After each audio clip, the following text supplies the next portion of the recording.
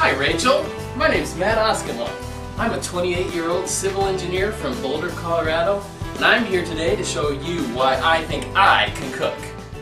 Alright, Rachel, you came on the right night. Tonight we've got a group of friends coming over, and as we always like to do, making up new things and testing it on our friends. So tonight what we're going to do is take some fresh caught Alaskan salmon, slow roasted in the oven, with a fresh herb butter sauce. Alright, here's some of our herbs. We got some thyme and parsley, picked straight from the garden this morning. And then we've got a host of seasonal fresh fruits and vegetables. We got some beautiful Brussels sprouts, shallot, bosque pear, pomegranate, apples and peaches that we're all going to be incorporating into tonight's meal. Also, we have some fresh cream that we're going to make homemade butter with. A little way to accent this fresh, beautiful salmon. Alright, first things first, we're going to get this butter going while I chop up some of these herbs and the shallots. So here goes nothing.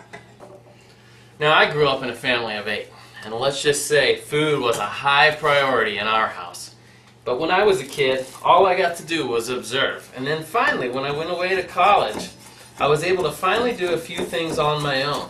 And what I really loved to do was go to a restaurant or go to some sort of fancy event, eat some of the food, and then come back home and try to recreate it. Tonight we have some fresh Alaskan wild salmon.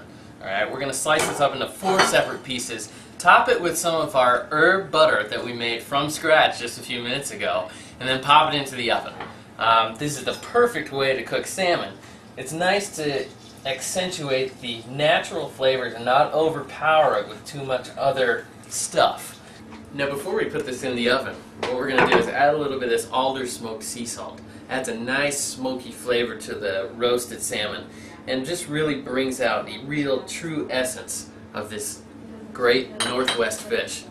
And we're going to top it with our herb shallot butter. Next we're going to make a little dessert. It's one of my all-time favorites. Something I made up about 7 years ago. In fact, this was the first thing that I ever made for my mother-in-law the night she came to visit me and my now wife. So what we're going to do is make a rustic French tart. We use the fresh fruits that are available today, a pecan brown sugar glaze, all on top of a perfectly flaky French crust. So what we're going to do, let's combine this stuff up. Get some beautiful all-purpose flour right into the Cuisinart, about a pound of butter, excuse me, a cup of butter. And we're going to go ahead and blend this right up. Alright, now we're going to add a little bit of water to our butter and flour mixture. And as you know, Rachel, it is critical to have the perfect amount of water in this. Otherwise the crust won't be flaky.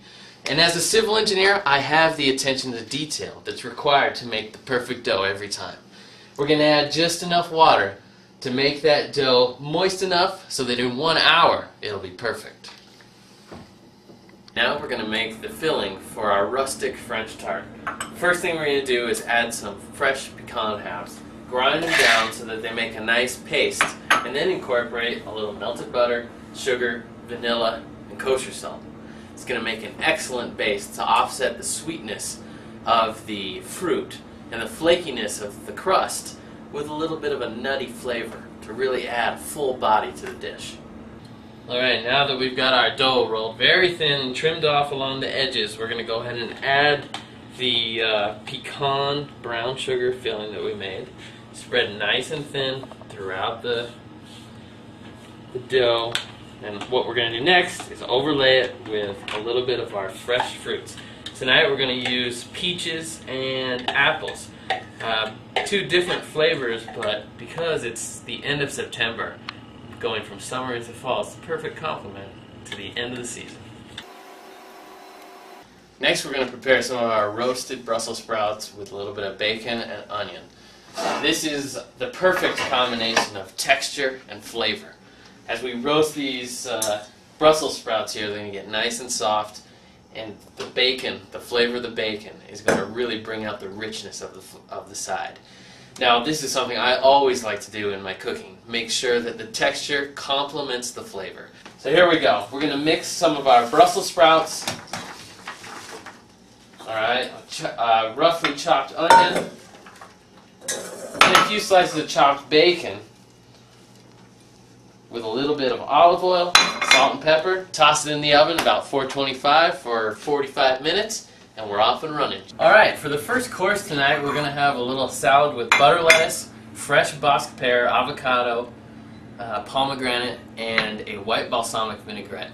We're going to top it with a little bit of pine nuts and a little bit of fresh pancetta. Alright, now that our guests are finally here, Thank you. grab a seat. Thank you. Enjoy this meal. And here's to Rachel Ray. Here, To here. Rachel Ray. Cheers. Cheers. Cheers. And finally, we're ready to serve the main event. Our salmon's fresh out of the oven with our herb butter roasted right into the salmon, along with our roasted Brussels sprouts, bacon, and onions. Alright, dessert's just about ready here. Let's take a look.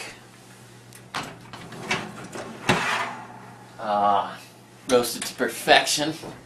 We're going to slice it up, serve it with a little bit of vanilla ice cream. It's going to be fabulous. Thanks for stopping by tonight, Rachel. Everybody had a great time and the food was excellent. To quote our guest Rena, that was the best salmon I've ever had.